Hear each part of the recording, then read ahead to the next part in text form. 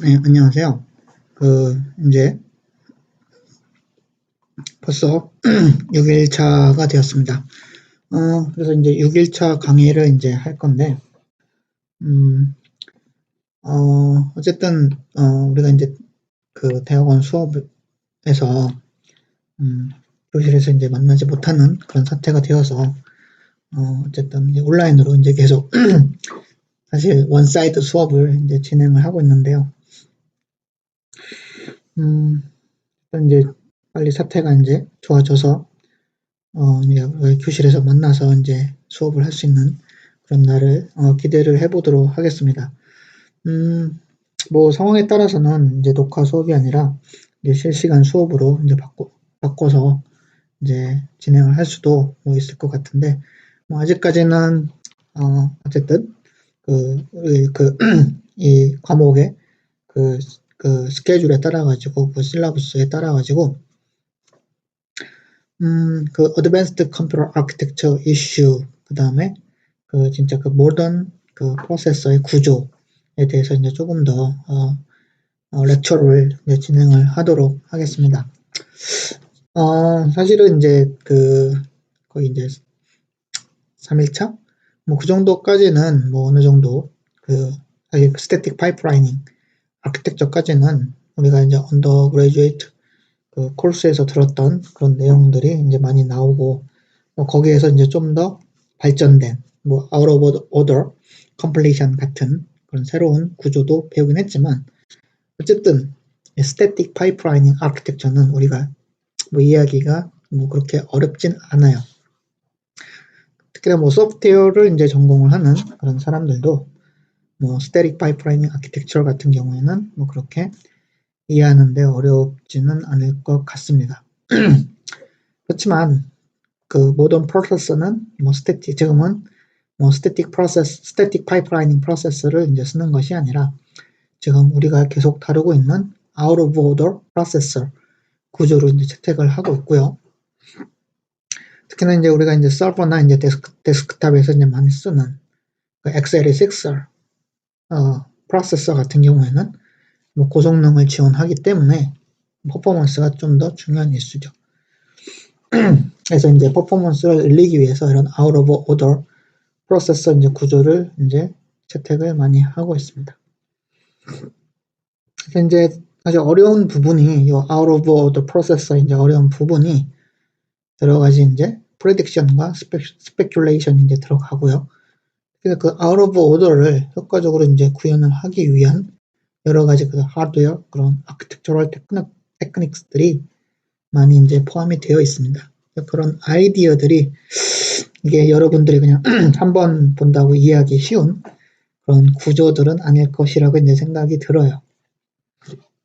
뭐 그래서 이제 여러분들이 이제 뭐 질문이 있거나 더 이해하기가 어렵다 하는 부분이 있다 하면은 저한테 이제 질문을 그 블랙보드나 아니면은 피아자에 이제 질문을 올리시면은 제가 이제 그 부분을 좀 더 리뷰를 하면서 이제 잘 설명을 하도록 하겠습니다. So on the previous class, we learned about the Thomas law algorithm. Actually, before this Thomas law algorithm, we covered the static pipelining architecture. And then, as I mentioned, the static pipeline architecture, normally this static pipeline architecture was covered by undergraduate course, but also we include some new topics like out of order completion and the superscalar, and then some including floating point execution units. So, but this static pipeline architecture has some straightforward architecture and straightforward design. So actually, it is not difficult to understand this static pipelining architecture, because the instruction is issued to the computer processor, then until some commit of this instruction, the instruction go through every stage of the pipeline stages. So it's not easy to it's not difficult to understand this architecture. But Thomas Roy, the dynamic scheduling pipelines, and then normally it is called the out of order processor, and then this process architecture is not easy to understand, and also this process architecture also includes some many techniques to improve the performance, such as the some speculation and then prediction techniques. So if you want, but this architecture is widely deployed to the modern computer processor, such as the x86 desktop CPU or server CPUs, and also the mobile processors, such as the application processor, such as some smartphone processor, also has this out of order processor architecture for the better performance actually. This architecture is deployed for better performance. And then, so if you are interested in some smartphone uh, um, processor architecture or some application processor architecture, then try to find some Exynos architecture. Exynos was actually designed by Samsung, and then some detailed architecture of this Exynos processor was presented in the Hot Chips conferences. And then if you find some slide or some papers that present this Exynos processor, then you can find that even though this mobile processor has out of order processor architecture for better performance actually. And then this out of order processor architecture is good for increasing the performance, but the problem of this out of order processor architecture is power consumption and energy consumption, because many techniques such as some speculation and then prediction techniques are included in this out of order processor architecture, and then that means that some execution of the instruction or some completion of the execution can be cancelled and then roll back into some previous point of the instruction. So that means that some instructions are executed, but it's cancelled, it's thrown away. So energy and power is consumed,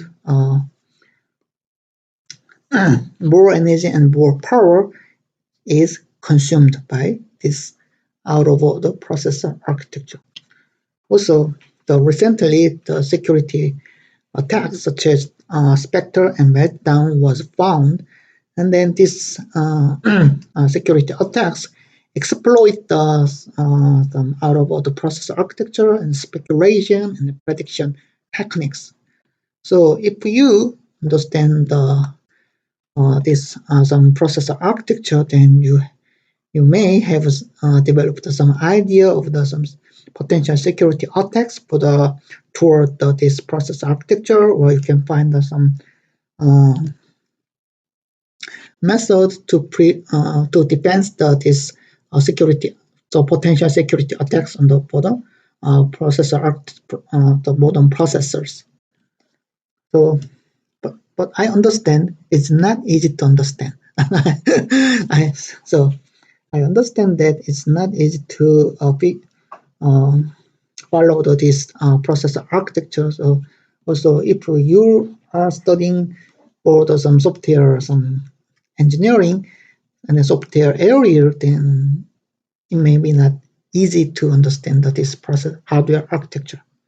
But try to understand this architecture, and then it's good for understand some processor and then some modern processor architecture. Okay, so I covered the Thomas-Law algorithm, and then this is some architecture of the Thomas-Law algorithm, and this architecture is it looks very different from the some static pipeline architecture, because the static pipeline architecture has some explicit pipelining registers, and then some execution unit or data paths are located between the pipelining registers. But if you see this architecture, then you can find some hardware component and hardware component are connected to each other. And then you can find some explicit pipeline registers in the out-of-order processor architecture. But this the instruction also goes through some every steps of this some hardware unit or hardware component, so you can understand. If you understand some operation of the instruction in the computer processor, then you can, I believe, you can understand some architecture of this out of the processor. I will leave this process architecture later. And then this time I will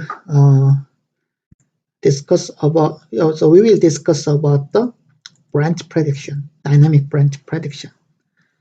So actually in the previous class, the Thomas law algorithm, so what is the disadvantage of Thomas law algorithm or Thomas law hardware? Okay, so let's talk about the advantage of Thomas law algorithm. What's the advantage? So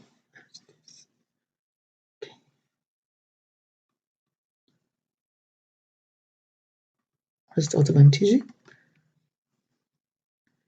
So Thomas law algorithm support the out of order completion, and that means that if the some, so what is the disadvantage of in-order completion?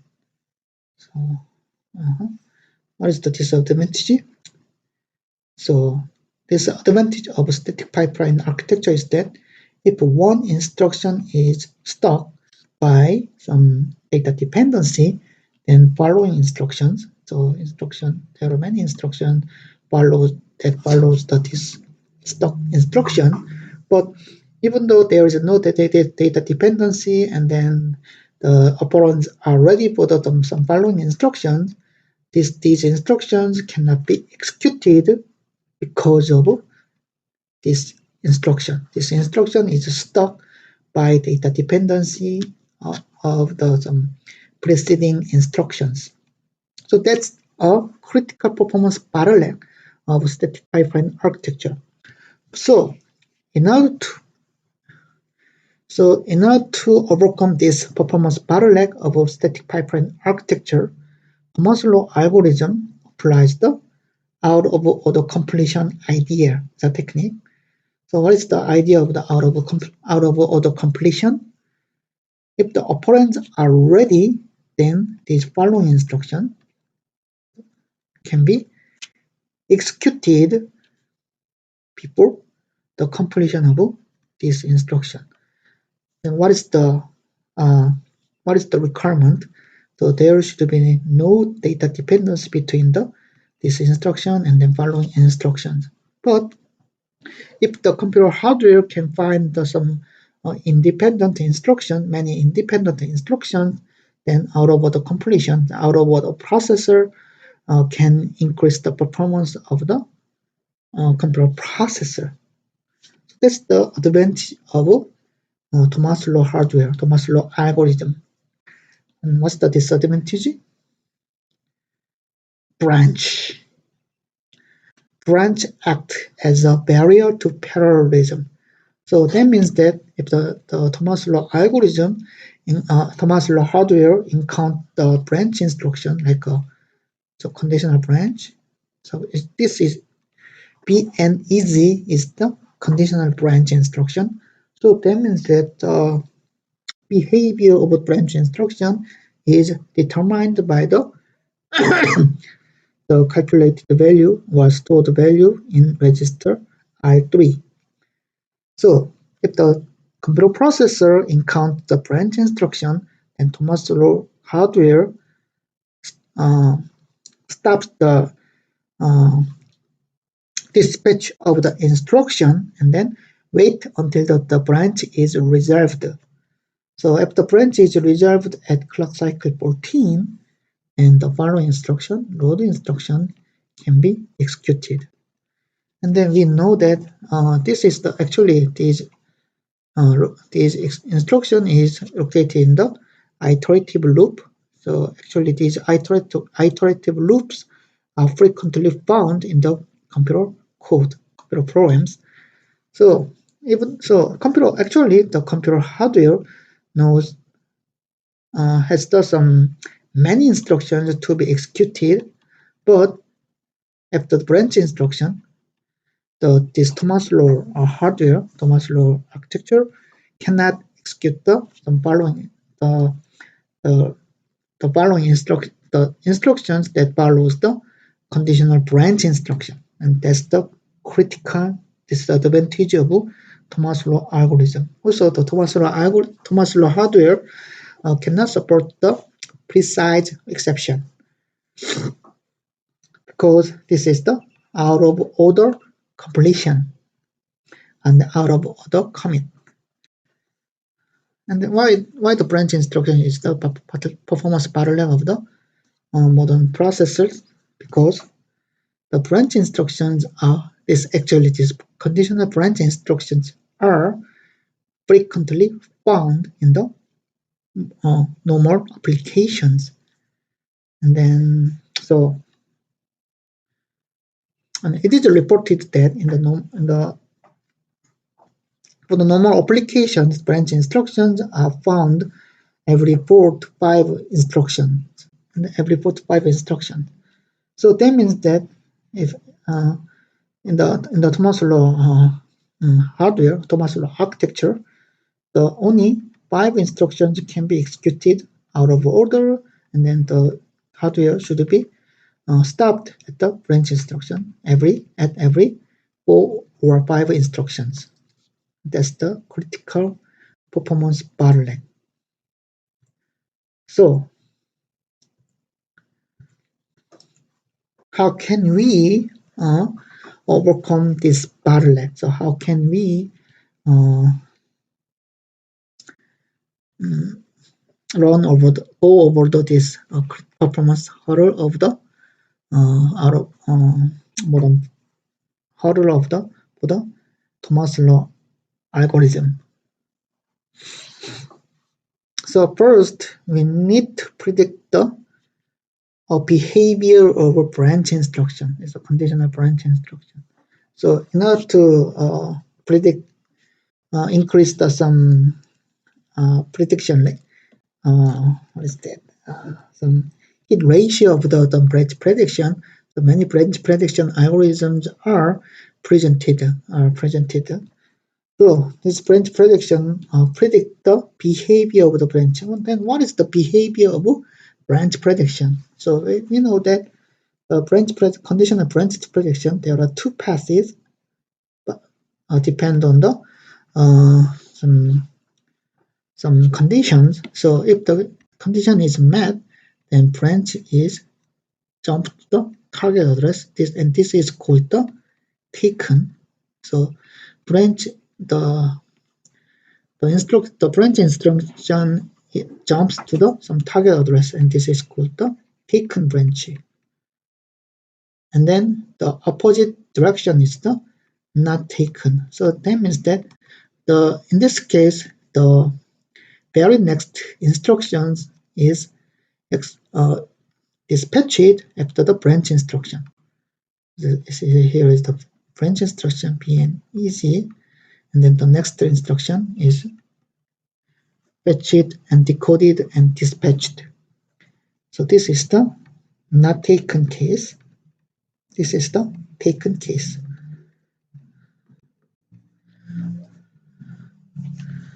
So, and then let's talk about the basic block of the application.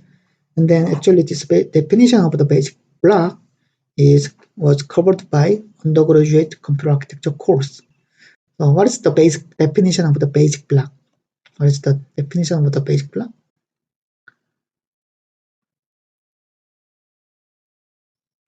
no branch instruction except the last instruction, and then no target of branch except the first instruction. This is the definition of the basic block. And then intuitively, then we can note that in the basic block, if the one instruction is executed by the computer processor, then all instructions in the basic block is executed surely. So that means that if there are four instructions in the basic block 1, 2, 3, 4, and then if the instruction 1 is executed by the computer processor, then following instructions 2, 3, 4 are surely executed by computer processor. So that's some behavior of the basic block. So this is the definition of the basic block. A block of consecutive instruction with no branch out and no target of branch. So you need to memorize this definition of the basic block. Then why the basic block is critical for the performance of computer system? Why?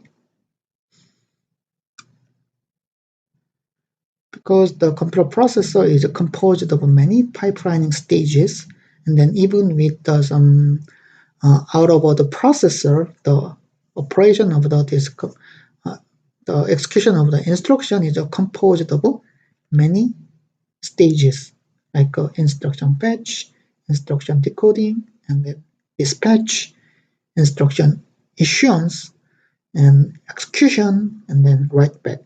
So these are some steps found in the out of the other processor. So actually, most of the computer processor is execute the instruction in many stages. So in this processors, if the instructions are consecutively executed, then performance is very high. But if the computer processor encounters the branch instruction, we don't know the result of the branch instruction, then the computer processor does not know which instruction will be executed or which instruction will be fetched from the instruction memory. So if the instruction 5 is the branch instruction, then the very next instruction, like instruction 6, can be executed, or some target instruction which is very far from this branch instruction, like instruction 100, can be executed. So if this consecutive execution is broken, the performance of the computer system is significantly degraded. So that's the problem of conditional branch instruction. So if the basic block size is very large, then performance of the application will be very good. But as I said, the size of the basic block is average size of the basic block is 4.5. So it's between 4 and 5. Very small. So that's the problem of some applications. So if the behavior of the branch can be predicted, then computer processor can fetch the next instruction easily. And then if the prediction ratio is very high, then we can increase the performance of the computer processor. That's the idea of the branch prediction. So what is some techniques to apply the branch prediction.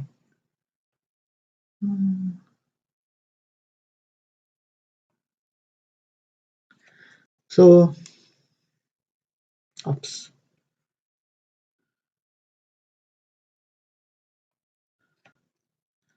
So actually in the flow diagram, the branch instruction can be represented like taken or not taken.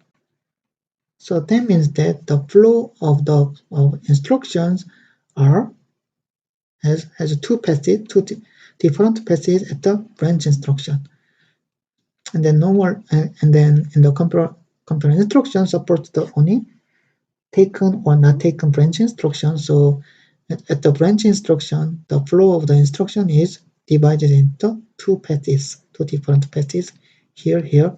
So whenever we encounter the branch instruction, the flow of the instruction of the application is divided into the two passes, like this one, this one. So if the level of a branch instruction is 3, then 1 is level 1, level 2, level 3, then what are the how many possible instruction paths? There are 16 possible instruction execution paths, 16 passes. So 16 passes, there are 16 passes. So how can we execute the future instruction after some following instruction beyond the branch instruction? So brute force way is to try the every pass, like this pass.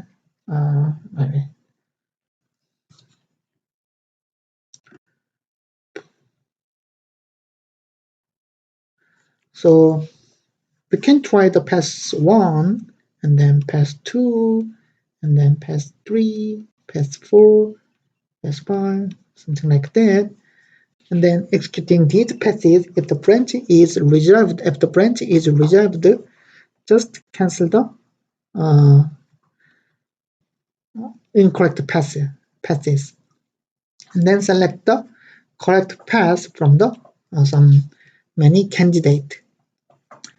This does brute force way. So that means that with the brute force way, there will be many incorrect paths. There will be many executed incorrect passes. Then that's also a problem. So it may degrade the performance of the computer processor. Also, it will waste the energy or power consumption of the computer system. Then this is the brute force method. And then what is the more smart way? What is the smart way? So likely path execution is the branch prediction. So if we can predict the behavior of branch instruction with a high probability, then we can select some most probable branch instruction path. Like if this instruction path is the most probable, then we just execute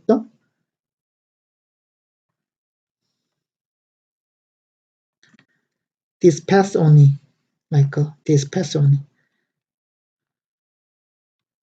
So what is with this branch prediction method, then we can only execute the one most probable instruction path, one likely path instead. But what's the disadvantage? If this decision is incorrect, then the penalty of this branch prediction will be very high, because the computer processor only possess the execution result of this path.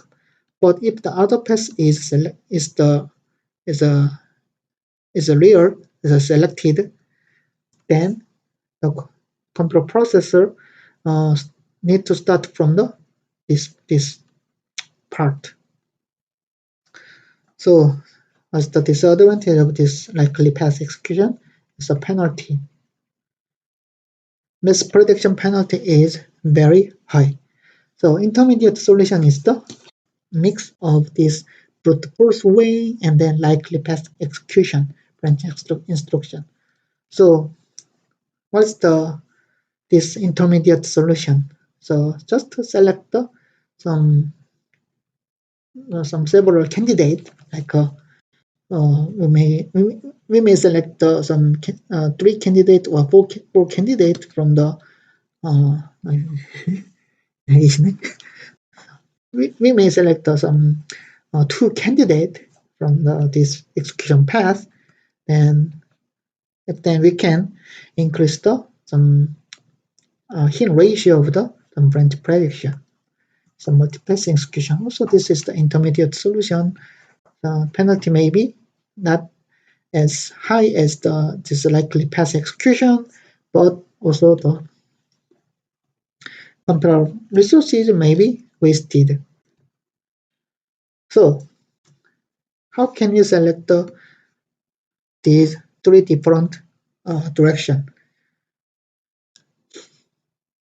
It depends on the behavior of application, and then it depends on the prediction ratio of branch predictor. If the prediction ratio is very high, then we can select this likely path execution. So with this likely path execution, if the prediction ratio is very high, then the penalty will be very low. And then the waste of the computer resources will be very low. So we can selectively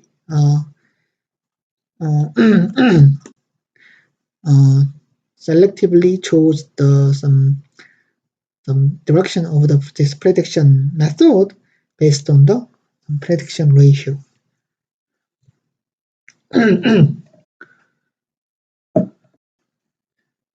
I need water. And then let's see how the branch predictor can be designed for our program. So what's our most frequent example of the what is the example of the branch instruction that is most frequently found in our pro application? So actually we frequently use the iterative loop, like a for I equals 0 and I is less than 100, and then I plus plus A, B, C here. So this is the example of the iterative loop, and then we frequently use this iterative loop statement in our high-level language. So actually we know the behavior of this loop. So what is the intention of this loop? This loop will execute the instruction ABC repeatedly 100 times. So this is the some example of the iterative loop. And then what is the behavior of this branch instruction, which is found in this iterative loop? So branch instruction will be end of this instruction, like there will be instructions for instruction A, statement A, B, and C, and these are the basic block. And then there will be branch instruction like PQ or some other branch instruction will exist at the end of the basic block. Then if the branch instruction is taken, that means that the branch instruction with the condition. What is the condition? I is less than 100. So if this branch instruction with some condition, define the condition, and branch is taken. Then what is the taken? What is the behavior of the taken branch? Go to some instructions before go to the instruction, actually go to the instruction A, the PC of the program count of the instruction A. That is the target of the branch instruction if the branch is taken. So, what is not taken? The following instruction will be executed. And then in this example, we know that what is the taken case? So there will be 99 times of taken cases, and then there will be 1 time of not taken case for this branch instruction.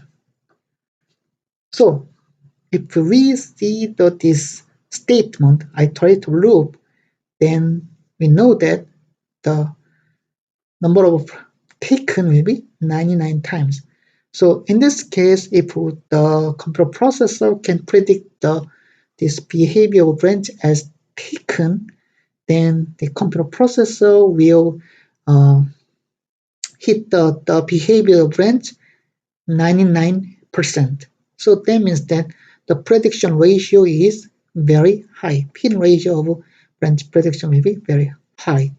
So if there are many similar types of branch instructions found in the normal user applications, then branch prediction will be very useful because the prediction ratio will be very high. So how can we predict the branch instruction? So how can we predict the behavior of the branch instruction?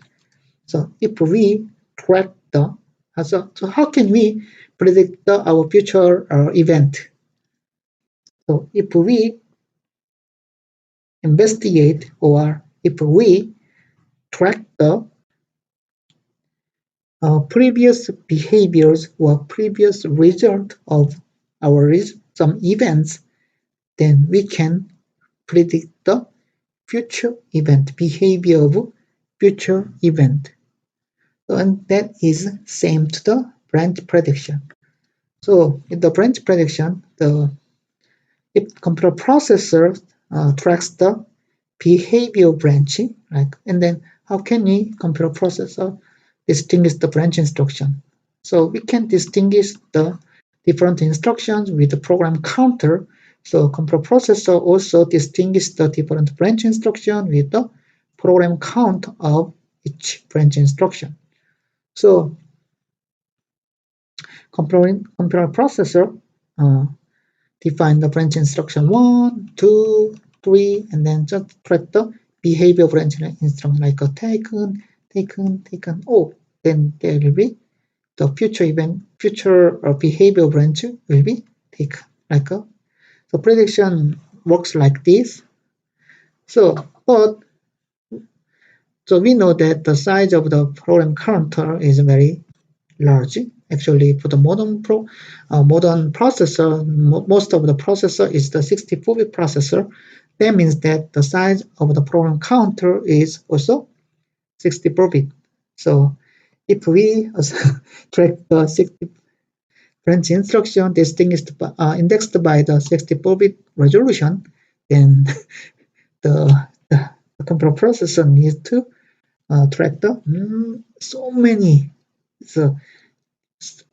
so many branch instructions, and that's not possible in the modern in the real hardware. So computer processor just use some bits of the program counter for distinguishing different branch instructions.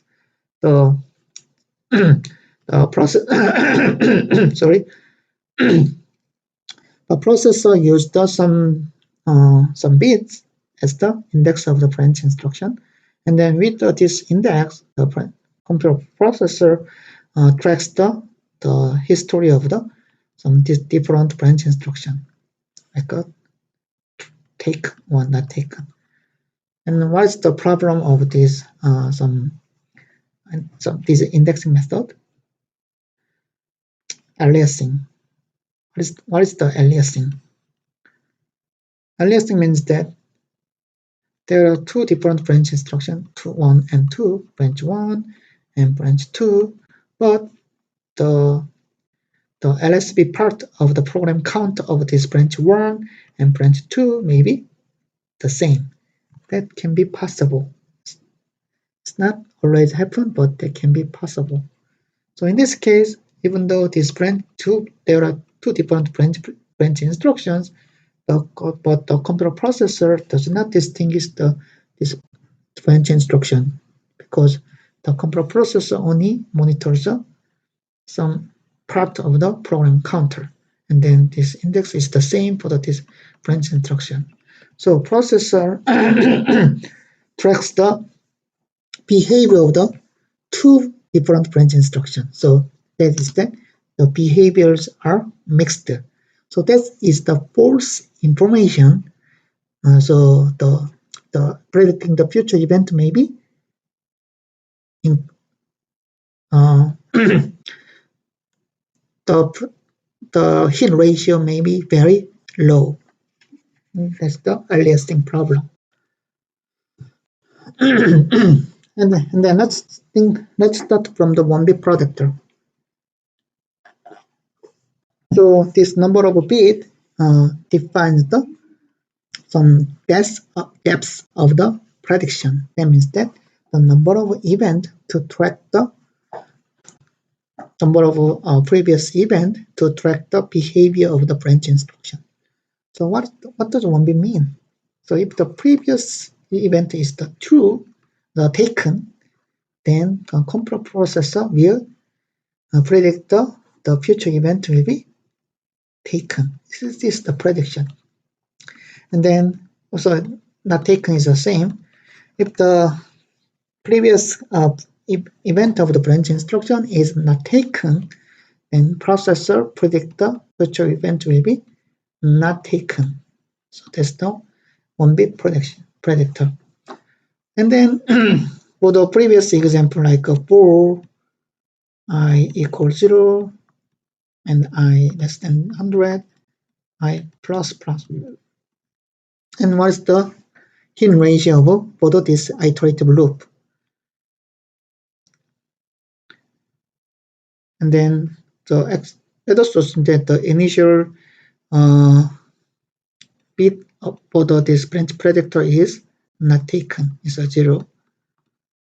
Then so the prediction hidden ratio is that for the first iteration, then it's a miss because for the first iteration the branch will be taken, but it will be predicted as not taken.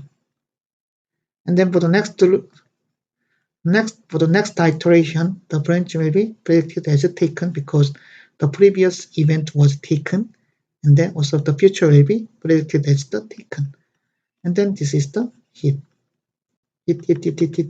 And then at the last iteration, the branch prediction will be miss.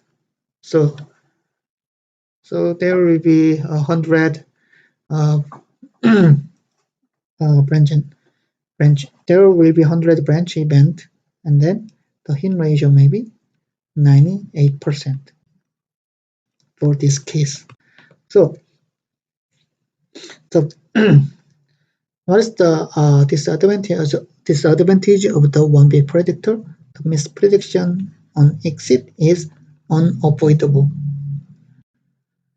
So we can increase the number of bits of the branch predictor, and then this number of bits is the saturating counter in each branch BPB entry, the branch prediction buffer entry. So that means that this is the some FSM, so state machine of the branch predictor, and this is the saturating counter. So like this one, and then if the bit state of the branch predictor entry is 0, 0 or 0, 1, then it is predicted as the not taken. And then if the 1, 1 and 1, 0, then it will be predicted as the taken. So that means that it will monitor the more some deep trend of the behavior of the branch instruction. So that means that if the same behavior is observed consequently, then this predictor assume that the future event will be uh, will be take same to the some consecutive event of the previous event. So that's the meaning of these 2-bit predictors. And then also, but we know that the prediction ratio is not is a similar one, maybe lower than the 1-bit predictor for the normal iterative loop. So it's the previous example. And then another example of the branch instruction is the correlated branch instruction. So what does correlated branch instruction? Branch. So this is some example of the correlating branches. So that means if A equal 2, then A is set as the 0, and B equal 2, and B is set as the 0. And then if A is not equal to the bit B, then blah blah blah blah. So this is the correlating branches. It is because if this is true, this is taken, and then this is taken, then the third branch instruction is always not taken. So behavior of this branch instruction, the third branch instruction is influenced by the behavior of first two branch instructions. So this is the correlating branch. And then so that means that the behavior of the branch instruction can be related to the other branch instruction. And then this behavior is related to some global behavior or global history of the branch instruction. So sometimes the behavior of the branch instruction can be determined by the global behavior of some different branch instructions. So in order to cope with this type of branch instructions, some processor also can monitor the global history of the branch instruction. So this global branch history is related to some consecutive event of the different branch instruction. Also, we can focus on the some history of the distinguished history of every different branch instruction, like branch 1 to separately. So we can also focus on the global history of the branch instruction and local history of the branch instruction. So local history means the history of each branch instruction. Also, we can design the branch predictor by combining these global or local behavior of branch instructions. And then this is called the MNBPB, branch prediction buffer. So this MBIT is the global history of the branch instruction, and then this MBIT prediction bit is assigned to some local branch instruction. So then individual branches. So by combining these global history and then local branch history, then we can combine some complicated but more actually some better branch predictor. And then we can imagine some 4 different types of global and per address branch predictor buffer. Like so we can monitor the history or behavior of the branch instruction, like such as the globally, and then per address. So per address means that it's the local history. So by combining this method, we can design some 4 different types of the branch predictor buffer, like this GAG, GAP, and PAG, and PAP. So for these different types of branch predictor, and then this is the 2-level predictor because the global, so the branch predictor buffer can be accessed by the global history or some local history of the branch instruction. So the history can be global, so that means the all branching, or per address. So in this representation, so G means the globally tracked or globally monitored, and then P is the per branch or per address. So then we can imagine the 4 different types of branch predictor like this one. So the first one is the GAG, so like GAG. So it's the simplest branch predictor because the branch predictor just monitors the global history, and then by the predictor table is accessed by the global history registers.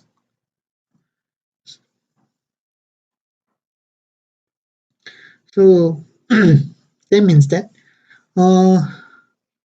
if the global history bit is the full bit, then entry of this global predictor table is the 2 to 4 is 16. So there are 16 entries in the global predictor table, and then the behavior, like some bit, the predictor bit. So we learned about the 1-bit predictor and then 2-bit predictor here. So and then each entry has the some bit of the branch predictor. So and then this branch predictor bit is indexed by the only global history register. So this is the GAG.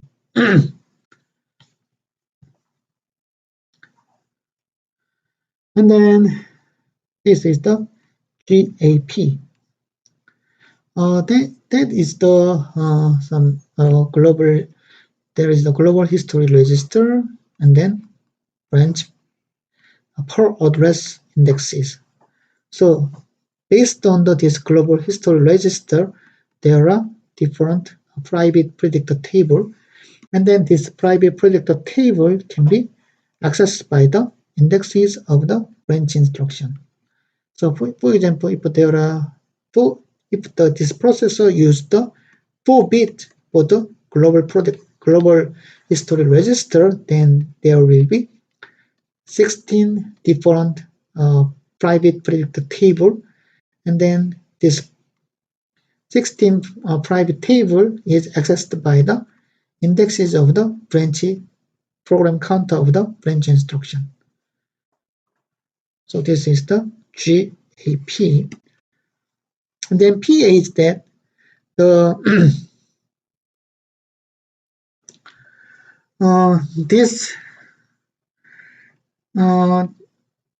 there is the branch PC indexes. This branch PC index is some part of the PC of the branch instruction, and then this branch instruction, the index of the branch instruction is used for indexing the different private history table.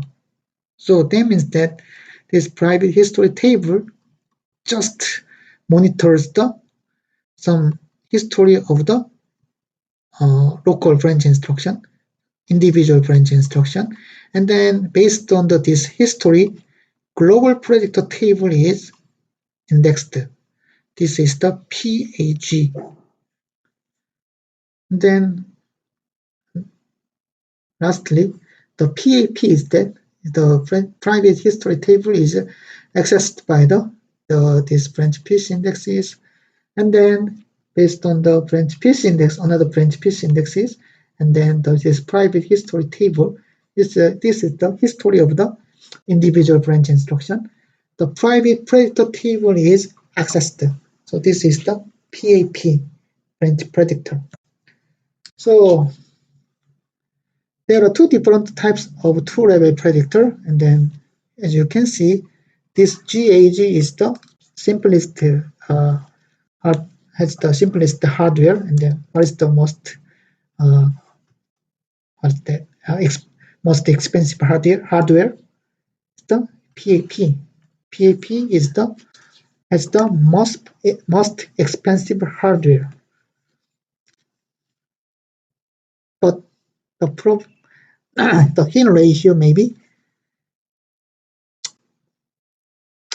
hit ratio of the branch predictor, it depends on the some behavior of the application, but it is expected that hit ratio will be higher for the PAP because more hardware resources are invested.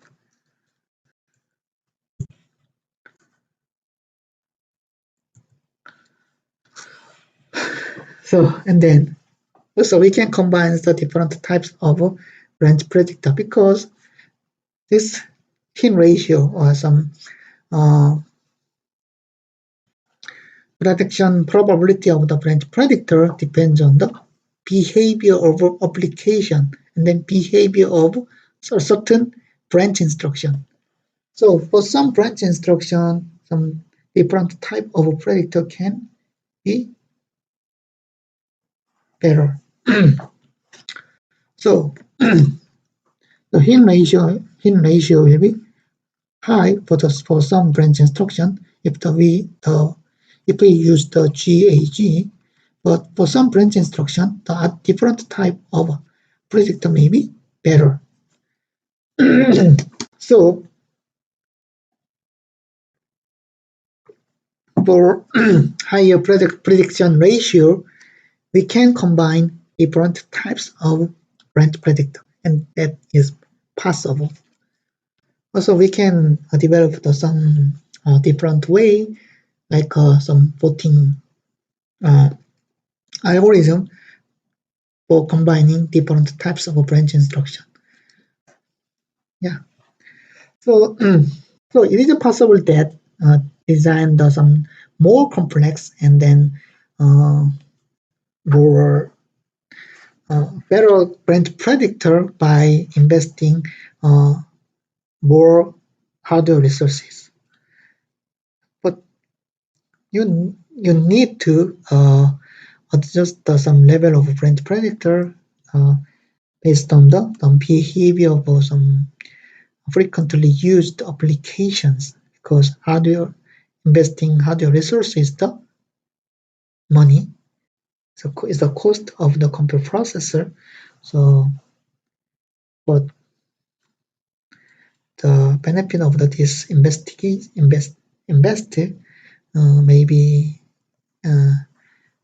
maybe not good, even though the cost of the branch predictor is high. Also, we can imagine the branch target buffer. What is the branch target buffer? This is some example of the branch instruction BQ R1 and then target. So for the branch instruction, we need to know the result of the branch instruction, like behavior of branch instruction taken or not taken. But also we need the target of the branch instruction. What is the target? So if the branch is taken, then the PC of the instruction, the next instruction is replaced with the target of the branch instruction. So if the branch is predicted as taken, and then we need also know the target of the branch instruction to reduce the penalty of the branch. So we need to predict also target of the branch. But this is relatively easy compared to the branch predictor, because the target of the branch instruction is represented in the instruction, its instruction, and then this target does not change in the same instruction. So if we can distinguish the different branch instruction, and then if we store the target of the branch instruction, then we can easily predict the target of the branch instruction because the target does not change. So actually, so with some index of the PC of the branch instruction, we can store this target address of the branch, and then if the branch is predicted as the taken, then the target can be read from the branch target buffer (BTB).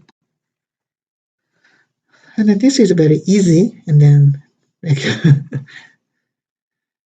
and it's very similar to some idea of the cache memory with a branch target buffer.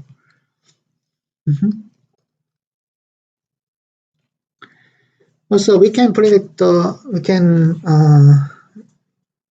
computer processor sometimes need to predict the indirect jump, and then these indirect jumps are frequently found in the procedure return. And then for support this procedure return, the computer processor has the RAS, the return address stack.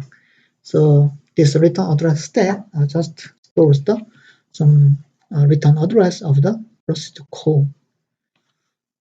And this is also another example of the branch target buffer.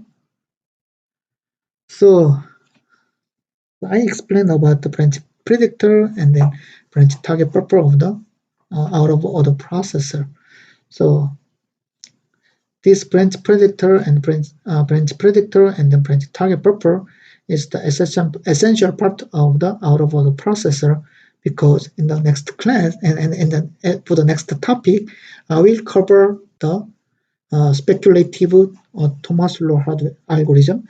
So that means that this speculative Thomas-Law algorithm covers the instructions beyond the branch barrier. So this is some support the out of the completion but in order commit. And then the essential part of this speculative Thomas-Law out of order processor is the branch predictor and the branch target buffer.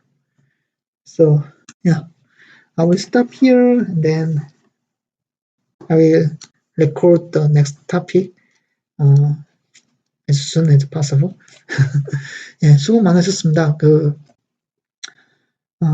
이제 브랜치 프레딕터하고 이제 브랜치 타겟 버퍼를 이제 좀 이야기를 해봤고요. 뭐 말했듯이 이제 브랜치 프레딕터는 브랜치의 비헤이비어를 이제 프레딕션 하는 건데, 여러 가지 이제 브랜치 프레딕터 구조를 우리가 이제 생각을 할 수가 있습니다. 그렇지만은 어쨌든 아이디어는 뭐 심플해요.